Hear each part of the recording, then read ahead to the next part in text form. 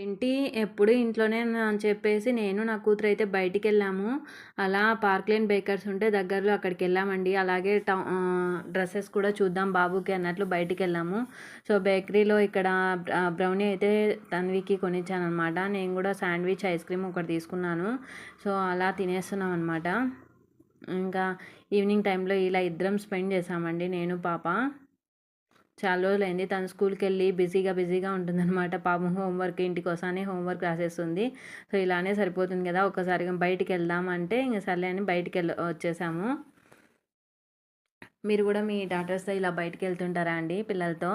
నేను బాబునైతే ఇంట్లో పెట్టేసి మా ఆయనకి అప్పజెప్పేసి మేమైతే షాపింగ్ కూడా వచ్చేసామండి. ట్రెండ్స్‌కైతే వచ్చేసినాము. బాబుకి డ్రెసెస్ చూస్తున్నాను. ట్రెండ్స్‌లో అంతేం అనిపించలేదు. నాకు మ్యాక్స్‌లోనే కలెక్షన్ బావుంటాయి అనిపించింది. సో, ట్రెండ్స్‌లో బాయ్స్‌కి కూడా ఏం పెద్దగా లేవండి కలెక్షన్ అయితే. గర్ల్స్‌కైతే ఉన్నాయి గానీ, సో, చిన్న పిల్లలకి, బాయ్స్‌కి అయితే ఏం పెద్దగా అనిపించలేదు నాకి. క్వాలిటీ కూడా ట్రెండ్స్‌లో అంతేం నచ్చదు నాకి. మ్యాక్స్‌లోనే కొంచెం బావుంటుంది అనిపిస్తుంది. సో, ఇలా షాపింగ్ చేస్తూ ఇంకా బాబుకైతే ఓ డ్రెస్ తీసేసుకొని ఇంటికైతే బయలుదేరుతున్నాం. Bye bye friends. సబ్స్క్రైబ్ చేసుకోండి.